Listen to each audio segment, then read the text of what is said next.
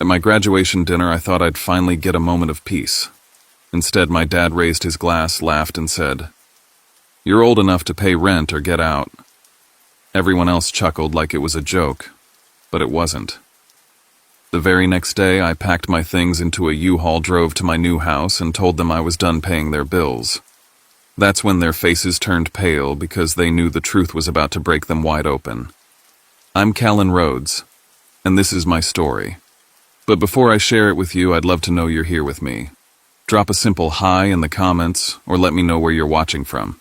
I love seeing how far my story can reach. Thank you. And now, let me tell you everything.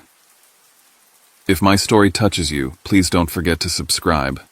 It costs nothing, but it means the world to me, and it helps my voice be heard. At the Darrell K. Royal Texas Memorial Stadium, heat lifts off the bleachers like a mirage. Orange tassels flicker, brass horns blare. My name is a quick bright flare in a sea of names, and for a breath I believe I'm finally clear of it all. The notices, the cutoffs, the late-night math I do in my head when the room is dark and the house needs everything. Mom sobs into a tissue mascara, smudged and proud. Dad doesn't look up. Thumb moving screen, glowing neck bent at the same angle I've known since I was 15.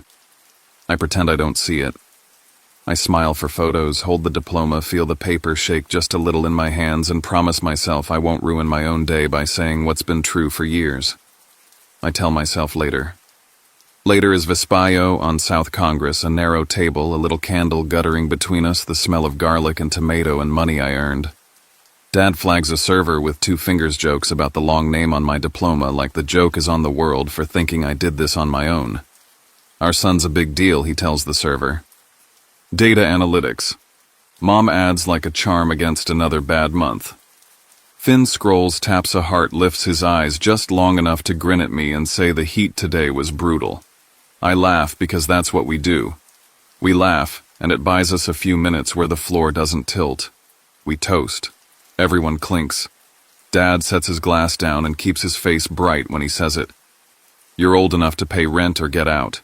He says it like a line from a sitcom waiting for the laugh track to cue, and there it is, quick soft chuckles around the table except mine. Something peels back in my chest. 12 years of deposits hum behind my ribs like trapped bees. I don't throw the number yet. I just look down at my phone, open the spreadsheet I've updated across a dozen managers and 2 student IDs, line after line of transfers totals that balloon, and refuse to be forgotten, an anti-souvenir of growing up. The round number in the corner of the screen hits like a rung on a ladder I've been climbing in the dark, $105,000.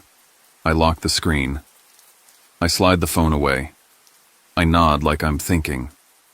I'll cover tonight, I hear myself say, because the reflex is old and wired in. Dad laughs bigger breezier, the world's best MC. Knew you'd take care of it, he says. That's when the light kicks up again on his own phone, a little blue banner blooming across the top edge, team names, odds a red dot pulsing. I don't say anything. I don't even blink. The server drops the check. I reach for it. Mom's hand hovers, wanting to stop me, not stopping me. I pull my card, sign my name, and let the candle burn down to a gold collar. Outside South Congress heaves with August, the street a warm river of bodies and neon. Music lifts from a doorway. A slice of pizza steams in a kid's hand. A bat cracks somewhere over the bridge, or maybe it's just my ear finally ringing. I step to the curb, pull up a blank text, and type a sentence I've never let myself say out loud. Enough. I hit send to myself and watch the bubble leave the screen, a tiny blue seed crossing a space only I can see. I walk toward the parking lot with the steady calm of a person who has already made the most dangerous decision of his life and knows he won't take it back. I don't look over my shoulder. I don't wobble. If anyone asks later, I will say the night was beautiful, that the sky was close, that the lights felt like a road. But what I will mean is that I was already gone, and the bill on the table was exactly what it felt like, the last drop, the surface tension breaking everything, spilling wherever it needed to go. And if you want to know how I left without blowing everything up right there, the answer is simple. I carried the bomb out in my pocket and set it down somewhere I could watch it from a safe distance. The first crack didn't sound like glass. It sounded like a porch swing creaking when there was no wind. Hyde Park summers sit on your lungs. Sprinklers click. The craftsman porch holds the day's heat like a body. I was 15 the first time I heard the chain complain for no reason. I stepped outside with a glass of water and saw it a gentle sway 1 inch either way, as if someone had just stood up from a conversation they didn't like. Inside, the TV was on a game that wasn't ours, and Dad was telling Mom everything was temporary. The startup cut him loose that spring. Bridge funding fell through, he said, making a joke about the word bridge and how bridges are supposed to hold. Mom picked up extra shifts at Book People, started bringing home paperbacks with cracked spines for us, underlining phrases the way some people underline scripture. Bills stacked on the kitchen counter like mail you keep meaning to send back to the past. Electric, internet, mortgage. I learned the due dates before I learned how to drive. I learned which envelopes to open first. At 16, I got hired at Joe's Coffee, took the early shift that paints your hands with espresso and dawn. At 17, I added a few nights stocking at the grocery humidity, flattening my hair by the time I clocked out. I handed Mom cash every month, $450 counted crisp, because I didn't want her to feel the weight of coins.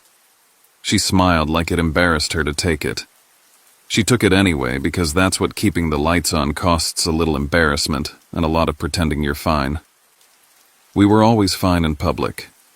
That was a rule nobody wrote down. There were backyard BBQs where the grill smoke curled into trees, and neighbors asked about Dad's next big thing, and he said working on it with the same wink he used when a bet almost hit. One afternoon, I came home to see a brand new 4K TV angled in a corner where the old one used to hunch and hum.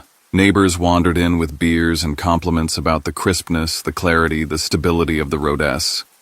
I stood near the sliding door and watched the porch swing tick on a breathless day, 1 inch either way, like a metronome only I could hear.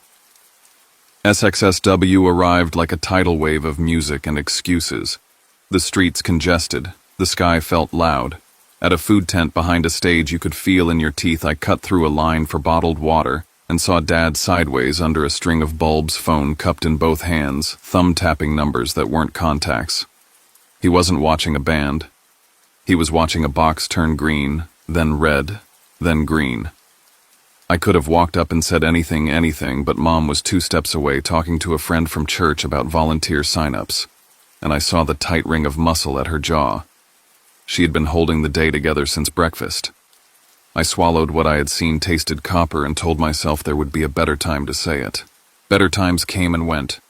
Finn turned 10, then 11, then 13, grew his hair, found guitars online, and fell in love. On his birthday, the guitar he wanted appeared glossier than my future, its strap still smelling like a store. He grinned and kissed Mom's cheek and said something that made her pull him close for a second. I was happy for him. I was angry at everything. Those are not opposites. They just bruise in different colors. By then, I had learned the choreography. Someone knocks at the front door. Dad steps out onto the porch to speak in a voice meant for one person. Mom busies herself with a tray or a towel. I load a dishwasher that doesn't need loading. The swing squeaks once like a throat clearing. A neighbor, nice man, old shirt with a paint smear, made a soft remark to me one afternoon while he watered a flower bed. Your dad's good for it, just needed a little something to tide him over. The hose flinched in his hand and sent a spray across the grass. I pretended to squint at the sun. I pretended not to do the math. When I finally went to Mom with the fear that had been nesting in me all summer, his phone, those apps, the long looks, the first thing she did was set down her pen and steady herself against the kitchen counter. Don't, she said, and her voice cracked on the consonant. Do not embarrass your father. She wasn't angry. She was afraid. Afraid that pointing at the hole would widen it. Afraid that asking for help would look like failure. Afraid the neighbors would stop showing up and the porch would empty and the house would echo when we spoke. She loved us in the hardest way I've ever seen, a way that kept the front door pretty and the inside oxygen thin. That was the night I understood something heavy and simple. She was part of the mask, because sometimes the mask is the only tool you have left. So I worked. I pulled shots of espresso until the machine's sigh felt like a friend. I learned how to fold a fitted sheet with one person and a hall floor. I put my name on every extra shift that didn't crush my grades. and I slid $450 across the counter on the 15th like a ritual you don't challenge because you fear the priest is right. We were stable on paper. We were a picture frame. People came over and said we had a good son and a promising younger one, and a house that smelled like lemon oil and belief. And every so often when the wind forgot to move, the porch swing creaked by itself, and I felt the future shift 1 inch either way. There were moments when the math frightened me. When I opened the electric bill and saw the bump from running the air high while we hosted. When I watched Dad crack a joke at a BBQ while a notification I couldn't quite see glowed on his phone. When Finn's amp arrived with the box still warm from the delivery truck. Those were the nights I lay awake and listed each envelope in my head like a rosary and promised that if I got out, I'd pull us with me. Not by becoming richer or louder, but by getting honest enough to stand the silence that follows truth. Years later, when the diploma touched my palm and the stadium roared, I felt that same old swing twitch. I knew before I knew. Maybe that's why I didn't flinch when he said rent or leave over pasta and candles. Maybe that's why I signed the check with a steady hand. The porch had been telling me how this ends since I was a kid. Not with a crash. With a slow, exact creak you can't unhear once you finally admit it's there. And if you're wondering how long I planned to be loyal while the story was sugared for company, I can answer that now without blinking until I learned that loyalty isn't love when it sets itself on fire to keep the room warm. The West Campus fridge was a white cave with 3 items that felt like a personality test, half a jar of peanut butter, a bottle of hot sauce, and a lone apple that turned soft at the edges before I could get to it. On the door, I taped a handwritten schedule so dense it looked like I was studying for a life I didn't have time to live. Morning shifts at Joe's Coffee, evenings at the grocery, weekend hours at the admissions office on campus, where I smiled at strangers' parents while calculating due dates in the back of my head. Every month I moved between $600 and $900 out of my student account and into the mortgage and utilities at Hyde Park. I kept the confirmation emails in a folder titled Receipts, as if proof could also be shelter. Sometimes after exams we'd end up at Zilker brewing metal chairs wobbling on concrete, warm lights strung overhead, a band crooning through a set the way a fan hums on low. Friends joked that I must have it easy, that my folks probably picked up half my tabs. I took a long drink and said nothing. It's a strange form of love to let people be wrong about you because the truth would take a whole night and might ruin theirs. Nico, who ran Joe's like a ship and cared for people the way good captains do, didn't let me dodge. We were counting tips when he said it plain. "You're being used," he said not unkindly. "Not because they're bad people. Because nobody told you where the line goes, so you put it wherever they ask." He wrote down the name of Austin Telco on a napkin and told me to open an account nobody else could touch. A little every week. Pay yourself first. Then the world. At the Austin Telco counter, a woman with a gold nameplate slid a form toward me like she was handing over the first clean sheet I'd ever seen. I signed the pen skidding in a place where my hand shook and set up an automatic transfer for $100 a week. It wasn't much. It was a light that came on in a long hallway. Through a flyer at the community center, I found Selena Brooks, whose office had a potted plant that seemed to be thriving on nothing but fluorescent light and determination. She drew a line on a legal pad, wrote support on one side and me on the other, and started building a plan with the calm of someone who believes the ground will hold. We mapped rent and groceries, projected income from Joe's and the admissions desk, and then penciled in numbers for the future, like you'd pencil in a draft you're scared to make permanent. "We'll taper what you send home," she said.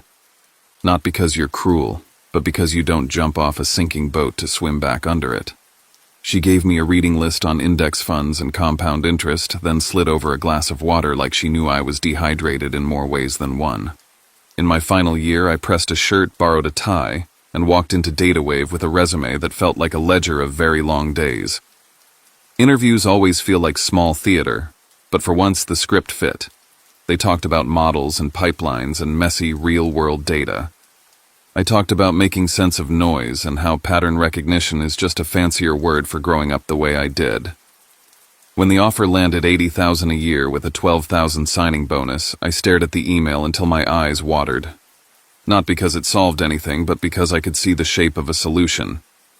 Around then, Jasper Cole appeared in my inbox with an easy hello and a list of starter homes that didn't look like the joke you tell yourself when you're young. We stood on Laurel Street in East Austin, sun-high cicadas loud, and walked through a small house that smelled like pine, and maybe bread if you were hopeful. The backyard had a patch of earth where someone once loved growing things. In the corner, a small surge of color violets holding on in heat that should have chased them out. I put my hand on the fence and felt the hum of a neighborhood where people carried their own groceries and waved anyway. I pictured a desk by a window and shoes by a door and a sink where dishes could be washed right after dinner because nobody was coming over just to be impressed. The first-time buyer program turned paperwork into a mountain. I climbed in a pair of cheap sneakers. I signed for the inspection with palms damp, signed for the appraisal with a heartbeat in my throat, signed the final stack with a notary who kept candy in a bowl and told me I'd done a brave thing. I kept the purchase to myself. Not out of malice, out of self-preservation. Secrets are heavy, but sometimes they weigh less than a fight you know you'll lose. During those months, the math at home bent in ways I couldn't ignore. A neighbor from 2 doors down waved me over while he coiled a hose, eyes kind, voice careful, and mentioned that Dad had borrowed $5,000 just to tide him over. I nodded and thanked him as if he'd brought a casserole, then went home and stared at my phone until the numbers aligned with a different story. Transfers into an account I recognized from a different kind of notification. Bets that looked like rescued dogs when they won, and like holes in drywall when they didn't. The ground inside me shifted a degree enough to change a horizon. One night at the kitchen table, our old kitchen lemon oil and a bowl of fruit arranged like a magazine spread. Mom told me she had moved some of what I sent to cover a barbecue for the neighborhood and a few nice things so people wouldn't worry. Her hands trembled when she said it. She talked about how shame isolates, how people pull away if they smell collapse. I watched the way her eyes shone with love for us and fear of the world, and understood that intention and impact can live in different houses on the same street. I didn't yell. I didn't even sigh. I went for a walk and counted the porch lights on the block gold squares in the dark and promised myself I would build a life with a front door that didn't require costumes just to answer it. With each weekly transfer into that small account, I felt something return that debt had been renting from me, a voice that didn't panic at the first sign of trouble. I bought a second-hand suit jacket that fit in the shoulders and kept my resume updated like a person who expects to be needed. I priced insurance and walked away from overpriced sneakers at the mall, comforted by the fact that my old pair still knew my feet.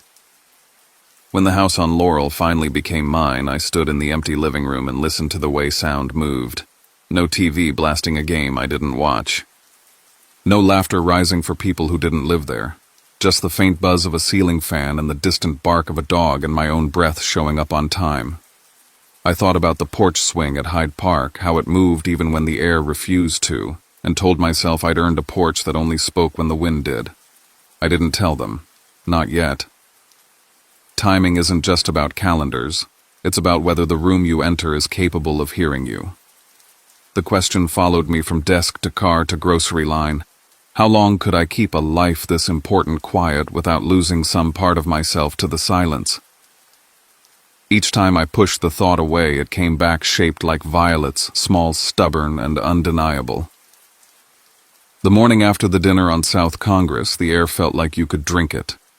I rented a U-Haul, the kind that makes you feel both competent and like you're pretending to be your father for a day. I loaded 3 suitcases, 5 boxes of books, 1 lamp, and a battered saucepan that had fed 2 lifetimes. When I pulled up at Hyde Park, the porch swing was still. In the doorway, my family made the shapes we have always made, Dad's jaw set, Mom's hands folded. Finn somewhere between curiosity and a joke he hadn't decided to tell. "I'm moving out," I said, "and I'm done paying the bills." The silence was so complete I could hear the ice maker cycle in the kitchen. Mom blinked fast like she was trying to keep rain from landing. Finn's mouth opened and closed. Dad pointed at the truck like I'd parked something obscene on the lawn. "After everything we've done," he said, his voice so bright it hurt. "This is how you thank us." I reached into my backpack, pulled out a plain envelope, and put it on the table where we have hosted more birthdays than I can count. Inside was a sheet with my new address and a printed summary of transfers from a decade I sometimes couldn't believe I had survived. 105,000 is an ordinary-looking number until you stack it next to memories of microwave noodles and a coat you kept another year because it was still mostly there. Dad's face changed shade by shade like the sun moving behind a cloud. Mom's eyes filled and spilled. Finn stared at the total and then at me as if he were trying to reconcile two different languages. "You've been hiding money," Dad said. "You've been hiding from your family." The old reflex, a need to explain, to justify, to make the room safe, rose up like a phantom and then passed through me without landing. "I've been paying to keep the lights on," I said. "I'm telling you the truth. I'm not paying anymore." The words were so simple they surprised me. They were a door propped open with a brick. I didn't stay long. I hugged my mother in a careful way that made room for both of us. I squeezed Finn's shoulder. I nodded at Dad because there was nowhere in the space to put anything else. Then I climbed into the truck and drove the familiar turns in reverse down streets where I'd learned to ride a bike past hedges I'd trimmed as a teenager for neighbors who tipped in warm cookies and compliments. Laurel Street was quieter than Hyde Park in the late morning, a kind of hush that felt like permission. I backed the truck into the short driveway and opened my own front door. The room smelled like new paint and clean wood. I set the suitcases down and listened to the house accept their weight.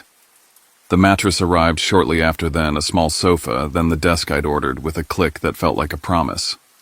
When the last delivery driver left, I stood in the middle of the living room and realized that freedom sometimes sounds like nothing at all. Loneliness walked in with its shoes off and sat on the floor next to me. It didn't try to make conversation, it just breathed. I made coffee in a dented French press and drank it by the back window, watching sunlight reach for the violets and the violets reach back. The quiet made me dizzy in a way that wasn't unpleasant. A soft knock came, 2 beats and a pause. On the porch stood a woman with a tin of cookies and a smile that had seen a lot and decided to keep going anyway. "I'm Maggie from next door," she said. I saw the truck. "Welcome." She handed me the tin without ceremony, then pointed at the patch of flowers with casual pride. "Those come back every year no matter what." We talked about trash pickup and the best place for breakfast tacos, and when she left I realized I hadn't had a conversation that gentle in months. That night, after I'd assembled a bed frame with the kind of focus people reserve for surgery, I sat cross-legged on the rug and opened my laptop. I scanned my budget, adjusted a line or two, and stared at the total like you stare at a horizon you thought was for other people. My phone buzzed on the floor. Messages stacked up in a row I didn't open right away.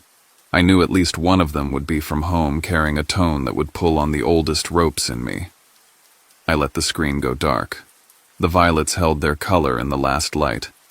The house made small settling noises the way new places do. Somewhere in the neighborhood a dog barked and was answered. A car door closed. The air moved. The porch swing out front shifted a fraction, then stilled as if to say it would only move when the wind asked.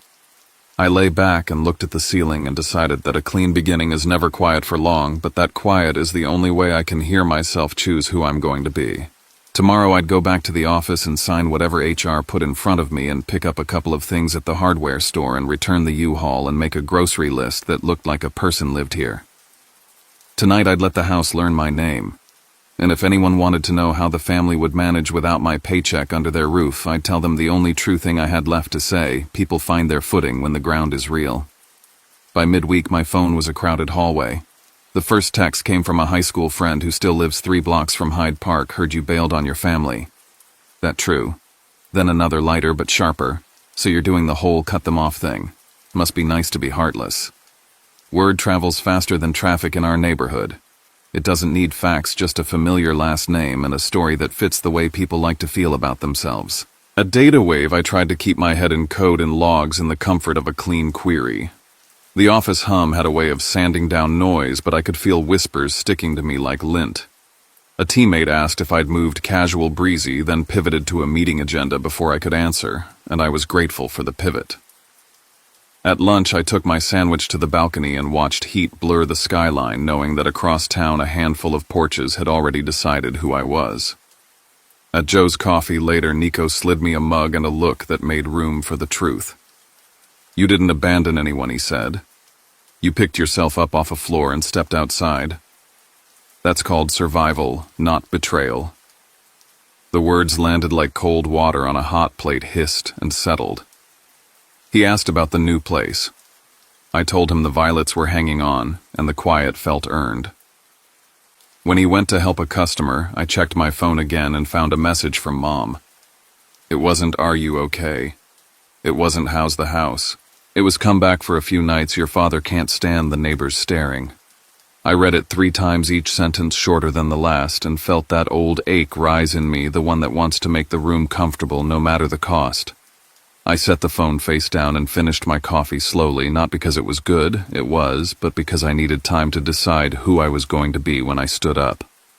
That evening, unpacking a box of plates on Laurel Street, I glanced at my phone long enough to see Finn's post flash by. New sneakers, spotless white, captioned with 2 words, "Thanks fam." It would have been nothing if not for the moment last month when I'd wired money under the heading urgent bill, the kind you pay with one hand while the other hand shakes. I stared at the photo until the edges of the screen fuzzed, then put the phone down and washed a single plate in a sink that didn't judge me. Love and resentment can share a table without speaking. They can look past each other and still leave a tip. After dark, I let the TV keep me company. A game flickered into a commercial that might as well have been a mirror new interface, brighter colors, odds crawling like ants across the bottom of the screen, a promise that everything hard could be solved by prediction and nerve. I remembered the angle of my father's neck when a bet was live, the way the room went quiet around his focus. For a moment I felt the pull less toward money than toward the certainty that money pretends to offer. I turned the volume down until the ad mouthed silently at me, then hit power and sat in the dim light until my eyes adjusted. I thought about inheritance that isn't genetic so much as rehearsed reactions learned in the dark, patterns practiced until they look like instinct. I found the notebook I keep near the couch and wrote a single line hard enough to carve the page beneath it. If I give in now, I lose myself for good.